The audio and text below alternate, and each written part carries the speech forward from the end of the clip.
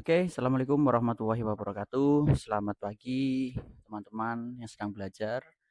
Bertemu kembali di Sahabat Pelajar. Kali ini kita akan melanjutkan soal nomor 10 ya dari video sebelumnya. Nah, di sini ada sebuah puisi. Bacalah puisi di bawah ini dengan penuh penghayatan untuk menjawab soal nomor 10 sampai 12. Nah, judul puisinya adalah Lantunan Bakti di Pangkuan Cinta, karya Rahmat Saleh. Di bawah langit senja bersaksi, tertulis kisah kasih abadi. Ibu dan ayah pelita nurani menuntun jiwa sejak dini. Langkahku tegap karena doamu. Peluhmu jadi pelindungku. Dari gigil pagi hingga malam beku. Cintamu tak pernah jemu merestu. Aku adalah bait dalam harapan. Kau lantunkan dalam kesunyian. Kini kutulis syukur dengan tindakan dalam bakti, dalam pengabdian. Tak cukup kata, tak cukup harta, untuk balas segalanya. Namun Tuhan ajarkan makna setia. Lewat ridomu, surga terbuka. Kupeluk senyummu dalam doa, kupetik ridomu sebagai cahaya. Karena dalam baktiku pada orang tua, kutemukan syukur pada Yang Maha Esa. Nah, itulah puisinya yang akan menjadikan soal dari nomor 10 sampai nomor 12. Kita coba bahas untuk yang nomor 10. Pahami baris 1 sampai 2 pada bait keempat.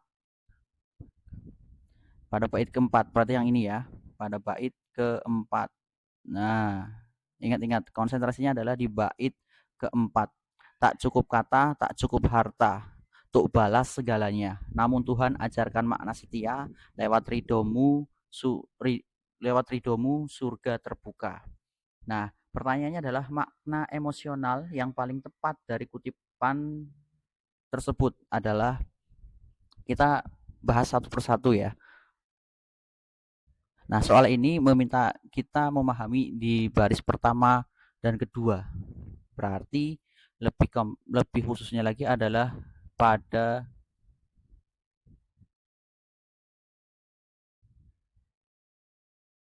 baris pertama dan kedua. Tak cukup kata dan tak cukup harta untuk balas segalanya.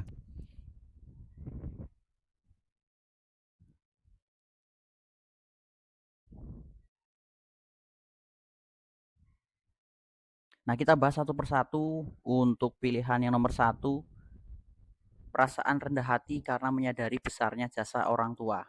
Kira-kira tepat atau tidak nih? Apakah makna emosionalnya sesuai dengan baris pertama kedua pada bait keempat?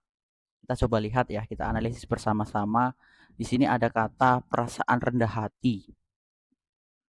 Nah, perasaan rendah hati ini lebih tepat. Ini sudah tepat mewakili makna emosional yang ada di baris pertama dan kedua bait keempat. Nah, penulis ini sadar akan besarnya jasa orang tua yang tidak akan terbalas, akan secara alami menimbulkan kerendahan hati pada anak. Jadi seorang anak itu akan rendah kepada orang tuanya, merasa rendah hati kepada orang tuanya karena banyak besarnya jasa orang tua kepada anaknya. Nah, disinilah ada makna emosional. Nah, gitu. Kemudian yang pilihannya kedua nih, perasaan putus asa karena tidak mungkin membalas jasa orang tua. Kira-kira tepat nggak ya? Nah, meskipun ada unsur tidak terbalas di sini, tidak terbalas. Nah, konteks utama pada puisi ini adalah rasa syukur dan kagum, bukan sebuah keputusasaan. Nah, di sini kan perasaan putus asa ya. Nah, di sini perasaan putus asa. Kita lihat saja dari kata putus asa itu sudah tidak sesuai dengan puisi di atas. Jadi kemungkinan yang nomor 2 ini kurang tepat. Nah, kemudian pilihan yang ketiga, ini di sini ada perasaan syukur yang mendalam atas cinta orang tua. Nah, yang ketiga pun bisa dikatakan tepat ya, karena kita bisa melihat pada rasa syukur. Sudah saya sampaikan tadi pada pilihan yang kedua, tema puisi ini adalah rasa syukur dan rasa kagum. Nah, itu makna emosionalnya. Jadi yang pilihan nomor 3 tepat ya. Kemudian yang nomor 4 atau pilihan yang keempat, perasaan kecewa karena orang tua menuntut banyak hal. Nah, ini berkaitan sekali dengan konteksnya ya, dengan jasa atau cinta orang tua, bukan tuntutan atau kekecewaan terhadap mereka. Rasa kecewa. Jadi nomor 4 kurang tepat. Nah, kemudian yang terakhir atau nomor 5 kira-kira termasuk atau tidak ya? Di sini ada perasaan kagum karena orang tua selalu ikhlas memberi. Nah, ini juga sama, makna emosionalnya adalah ada rasa keikhlasan dalam memberi adalah sumber kekaguman yang besar dan erat kaitannya dengan jasa yang tak terhingga. Ada sebuah kekaguman. Tadi sudah saya sampaikan di awal bahwasanya puisi ini temanya adalah tentang rasa syukur dan rasa kagum. Jadi jawaban yang nomor 10 itu yang betul pilihan 1, 3, dan 5. Oke, begitu teman-teman, kita lanjut kembali nomor berikutnya. Oke, kita lanjut teman-teman di nomor 11 ya. Nomor 11 soalnya adalah masih di puisi tadi ya. Pahami baris ketiga dan keempat. Kalau tadi di atas baris pertama dan sampai kedua.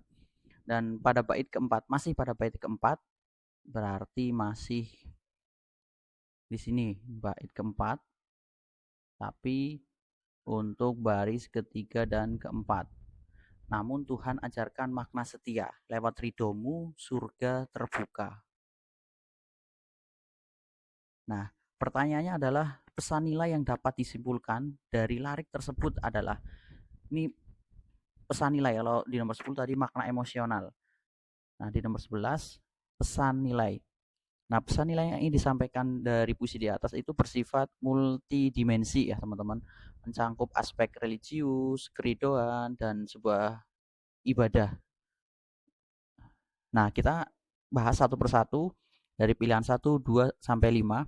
Yang pertama adalah pilihan pertama, relasi antara anak dan orang tua memiliki dimensi religius. Kira-kira tepat atau tidak ya?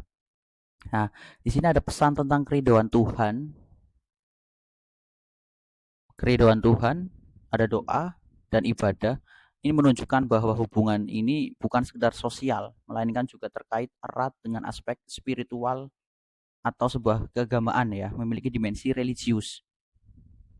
Religius antara anak dan orang tua yang tadi sudah saya sampaikan. Nah, jadi pilihan pertama tepat ya. Di sini ada pesan nilai. Pesan nilai yang disampaikan disimpulkan dari lirik tersebut, ada relasi. Nah, kemudian yang kedua, doa dan ridho orang tua menjadi jalan menuju ridho Tuhan. Nah, ini adalah konsep sentral dalam banyak ajaran agama. Ada keridoan atau restu dari orang tua dianggap sebagai syarat untuk meraih keridoan Tuhan. Ada doa dan ridho orang tua. Nah, konsep sentral dalam ajaran agama tadi ya yang saya sampaikan adalah meraih keridoan Tuhan itu melalui orang tua. Jadi yang kedua juga tepat. Ini mengandung pesan nilai. Kemudian yang ketiga, nah di sini yang ketiga adalah balas budi kepada orang tua harus diwujudkan dalam bentuk materi. Nah, puisi sebelumnya itu sudah menyinggung bahwa materi atau harta itu tidak cukup ya tadi di soal nomor 10. Sehingga fokusnya adalah pada bakti dan nilai spiritual, bukan hanya materi, tidak hanya materi. Tapi fokus pada bakti dan nilai spiritual. Jadi pilihan nomor 3 itu masih belum tepat ya. Nah, kemudian untuk yang pilihan keempat, di sini ada kesetiaan anak pada orang tua menjadi bagian dari ibadah. Nah, seperti tadi di pilihan yang kedua, konsep berbakti ini pada orang tua itu diinginkan setara dengan praktik ibadah. Ya, apalagi kita seorang muslim, orang Islam, ya, beragama Islam, ibadah kita di dunia itu tidak hanya sholat dan lain sebagainya, tapi ada bakti kepada orang tua. Karena ini adalah ridho Tuhan. ridho Tuhan kita ada di orang tua. Jadi pilihan yang keempat tepat. Di sini mengandung pesan nilai yang dapat disimpulkan dari larik ketiga dan keempat. Kemudian yang pilihan yang kelima, surga hanya bisa dicapai dengan cara mencintai orang tuanya. Kalau pilihan keempat ini agak terlalu membatasi ya. Pesan intinya adalah ridho Tuhan lewat bakti, bukan hanya mencintai atau menjadikan orang tua sebagai satu-satunya kunci surga. Padahal di dalam agama kita kunci surga itu masih banyak jalan yang lain. Seperti itu teman-teman. Jadi nomor 3 ini kurang logis atau distraktor logis. Kurang sesuai pesan nilainya. Jadi nomor 5 ini kurang tepat. Nah, kemudian dapat disimpulkan, sudah ketemu ya jadi jawabannya. Berarti ada pilihan yang pertama, kedua, dan keempat. Ini jawaban nomor 11. Oke, begitu teman-teman, kita lanjut lagi. Rekam. Oke teman-teman, kita mulai lagi di nomor 12 ya. Soalnya masih pada puisi di atas, karena tadi puisi di atas perintahnya adalah untuk soal nomor 10 sampai 12. Dan bubuhkan tanda centang pada kolom ya atau tidak selepas menganalisis pesan moral dari puisi tersebut. Oke, kita disuruh menganalisis pesan moral. Nah, jika puisi ini dibacakan pada acara Hari Ibu di sekolah, pesan moral yang paling relevan untuk siswa adalah atau untuk teman-teman yang sedang mengerjakan soal ini adalah apa nih kira-kira? Ya, teman-teman. Mungkin acara Hari Ibu di sekolah itu tujuannya untuk menanamkan nilai-nilai bakti, penghormatan dan rasa syukur kepada orang tua khususnya ke ibu kita ya, teman-teman. Oke, kita langsung saja menganalisis dari nomor 1. Nah, di sini nomor 1 menghormati dan mendoakan orang tua sebagai wujud cinta. Apakah relevan pesan moral dengan puisi yang di atas? Menurut teman-teman bagaimana? Nah, ini kalau nomor 1 adalah inti dari bakti anak kepada orang tua. Wujud rasa terima kasih yang paling dasar dan spiritual. Jadi pesan moralnya ada dan jawabannya adalah iya. Kemudian nomor 2, mengukur kasih sayang orang tua melalui harta yang diberi. Iya atau tidak? Nah, pada puisi sebelumnya, soal nomor 10 ya di atas, menekankan bahwa jasa orang tua itu tidak dapat diukur dengan harta. Nah, jadi pesan moralnya itu harus menolak materialisme atau materialistik dalam menilai kasih sayang orang tua, khususnya ibu. Jadi, untuk nomor 2, tidak ya. Oke, kemudian lanjut di pilihan yang ketiga, meneladani pengorbanan orang tua dengan belajar sungguh-sungguh. Apakah sesuai pesan moralnya? Nah, ini juga termasuk nih nomor 3, bentuk bakti dan balas budi yang paling konkret dan relevan bagi kita semua, bagi teman-teman yang sedang membahas soal ini. Nah, jadi pesan moralnya ada ya. Jadi jawabannya iya. Kemudian yang keempat, menyadari bahwa cinta orang tua mengharapkan balasan. Wis. Apa benar cinta orang tua dalam konteks puisi di sini ini tadi di soal nomor 10 dan 11 adalah cinta yang ikhlas tanpa syarat ya. Tadi di sana ada ikhlas tanpa syarat. Pesan moral harus menekankan keikhlasan orang tua, bukan harapan balasan saja. Jadi nomor 4 atau pilihan yang keempat tidak sesuai ya. Kemudian yang terakhir, mewujudkan rasa syukur kepada Tuhan melalui bakti kepada orang tua. Nah, ini juga sangat relevan. Pesan nilai utama yang menyambungkan bakti pada orang tua itu dengan dimensi religius, ibadah, seperti yang disimpulkan pada nomor 11. Jadi, pilihan yang kelima sangat sesuai. Nah, jadi ketemu jawabannya. Yang iya ada 3, yang tidak ada 2. 1, 3, dan 5. Oke, kita lanjut kembali di nomor berikutnya. Oke teman-teman, kita lanjut di soal nomor 13 ya. Nah, di soal 13, cermati kedua kutipan cerpen berikut untuk menjawab soal nomor 13 dan 14 ya. Cerpen pertama, Sudah 20 tahun ia tidak pulang dan itu bukan waktu sekejap. Ia menyadari ia menyadari benar hal itu. Tapi kepedihan yang pernah menggores jiwanya itulah yang sulit diusir. Ia tetap menyimpannya di tiap sudut hatinya yang rapi.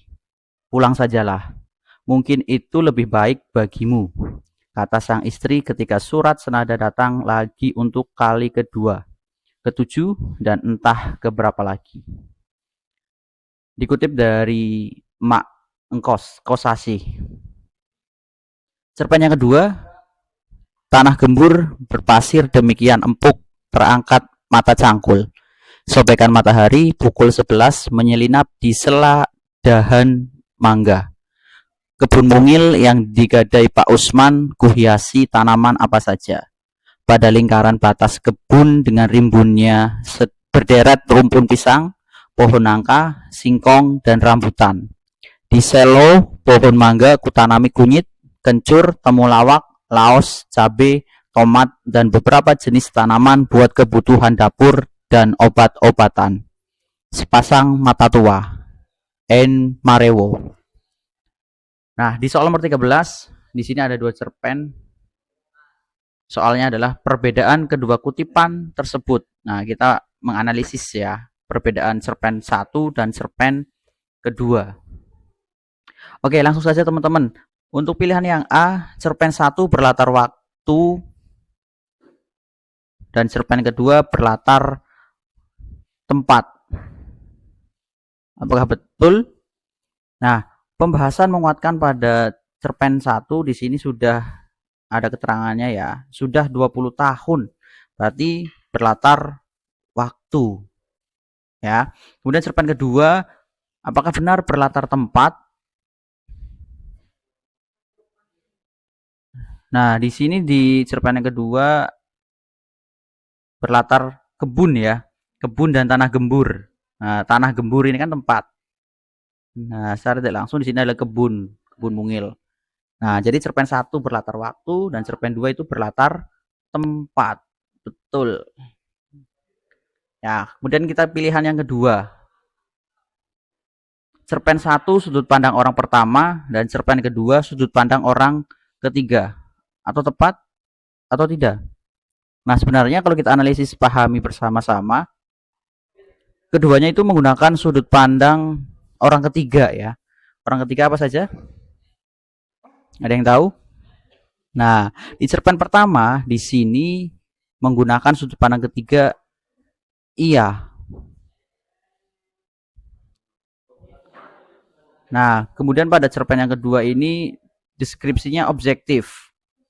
Nah, begitu ya. Jadi untuk pilihan yang B tidak ya, tidak tepat.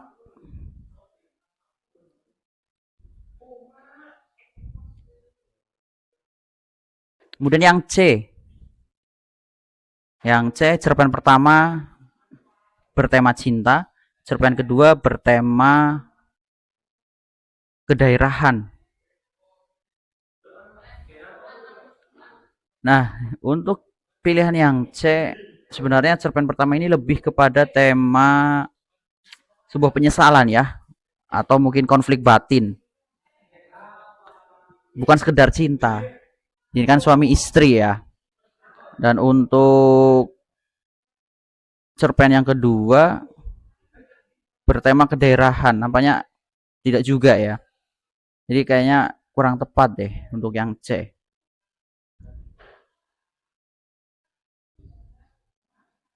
Kemudian yang D, cerpen pertama bernilai sosial, cerpen kedua bernilai moral. Gimana nih cerpen pertama kedua itu mengandung nilai sosial atau moral ya? Ini bukan perbedaan yang paling menonjol tetapi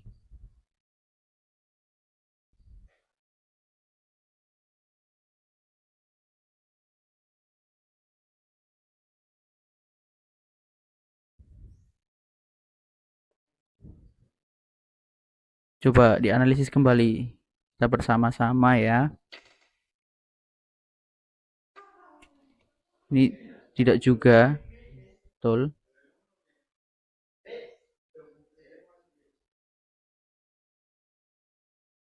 Kemudian yang E, cerpen pertama tidak memiliki konflik, cerpen kedua konfliknya tidak jelas. Tidak juga, ya, karena cerpen pertama memiliki konflik batin, ya. Cerpen pertama memiliki konflik batin. Di situ ada konflik batin, kepedihan ya karena suaminya tidak pulang selama 20 tahun. Dan di cerpen kedua itu tidak menunjukkan konflik yang jelas. Jadi jawaban yang tepat adalah yang A.